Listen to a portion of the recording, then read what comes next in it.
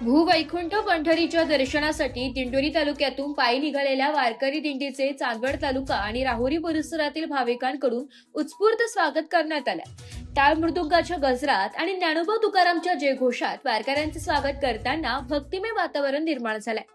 मात्र शिर्डी ते शिंगवे या मार्गावरील अपूर्ण रस्त्याच्या कामामुळे वारकऱ्यांना मोठा त्रास सहन करावा लागत आहे। उडणारी धूळ, खड्डेमय रस्ते आणि वाहतुकीची गैरसोय यामुळे पायी चालणाऱ्या वारकऱ्यांचे हाल होत असल्याचं चित्र पाहायला मिळत आहे।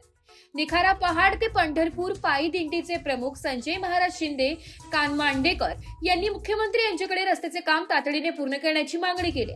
तसेच नगर जिल्ह्यातील आमदार, खासदार आणि लोकप्रतिनिधींनी या रस्त्याच्या कामासाठी प्रभावी पाठपुरावा करावा अशी अपेक्षाही त्यांनी व्यक्त केली आहे। पुढील आषाढी वारीपूर्वी हा रस्ता पूर्ण करून वारकऱ्यांना सुरक्षित, सुलभ आणि धूळमुक्त प्रवासाची सुविधा उपलब्ध करून द्यावी अशी एकमुखी मागणी यावेळी वारकऱ्यांनी केली आहे।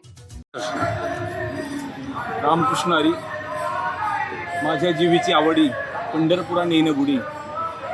भूवैकुंठ नगरी पंढरीकडे जाणारा हा लाखो वारकऱ्यांचा महामेळा आज पंढरपूरला मजल दर मजल, मुक्काम दर मुक्काम करत जवळ करतोय। माऊलीच्या समवेत लाखो वारकऱ्यांचा मेळा आहे। जगद्गुरू तुकोबरायांच्या समवेत लाखो वारकरी आहेत। अनेक साधू संतांच्या पालख्या निघाल्यात। आमची श्री गुरु गोरक्षनाथांची पालखी श्री क्षेत्र विकाडा पहाड तालुका चांदवड जिल्हा नाशिक येथून निघाली।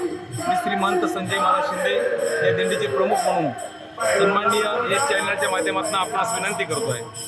वारकऱ्यांना बाकी कुठलीच अपेक्षा प्रशासनाकडनं, शासनाकडनं नाही। प्रशासन, शासन म्हणून आपण चांगलं काम करतो, याबद्दल आमचं काही दुमत नाही। म्हणून आपण अतिशय चांगलं काम करत आहात। आपण संस्थांच्या अनेक दिंड्यांना 20-20 हजार रुपये दिले।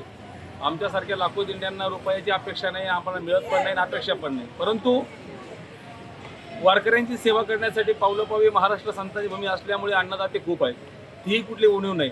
ऊन वारा पावसाची आम्हा वारकऱ्यांना कुठलीच भीती नाही, कारण पांडुरंगाचं छत्र आमच्या सगळ्यांवरती आहे। आमची वारकरी नात्याने मी एक गोरक्षनाथ दिंडी सोहळ्याचा प्रमुख म्हणून विनंती या निमित्ताने करणार आहे।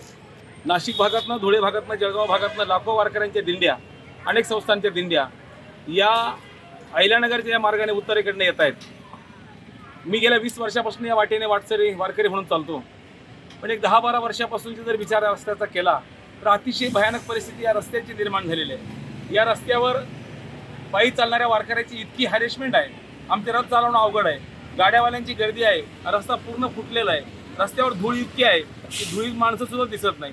माझी आमच्या राज्याचे मुख्यमंत्री सन्माननीय देवेंद्रजी फडणवीस साहेबांना विनंती आहे, या जिल्ह्याचे पालकमंत्री सन्माननीय विखे साहेबांना विनंती आहे की साहेब, राजकीय क्षेत्रातलं आपलं सर्वस्व स्थान फार मोठं आहे।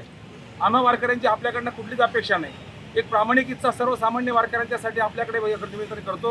आम्ही पांडुरंगाचे वारकरी आहोत। राजकीय मतभेद किंवा राजकीय विषय कुठलाच नाही, यामध्ये फक्त वारकरी नात्याने एक प्रामाणिक इच्छा आहे की या रस्त्याची दुरावस्था जी आज आहे ती धूळ आम्हाला वर्षानुवर्ष या ठिकाणी चालताना खावी लागत आहे।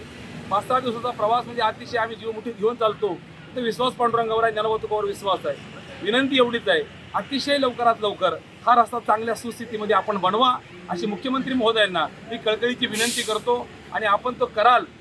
पुढच्या वारीला हा रस्ता चांगला असेल अशी अपेक्षा आपल्याकडनं करतो आणि थांबतो। रामकृष्ण हरी। पडेगावून आलेलो वारकरी आम्ही, पडेगाव तालुका कोपरगाव।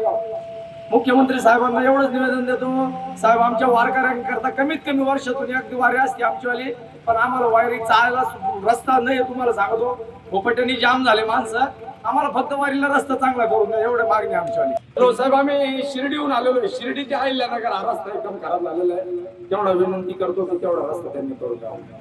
आमच्या पायांना एकदम फोड आलेले आहे, आम्ही तिथून दगडामध्ये आलो। आम्ही मंत्र्यांना एवढीच विनंती करतो की आमचे रस्ते व्यवस्थित करून द्या।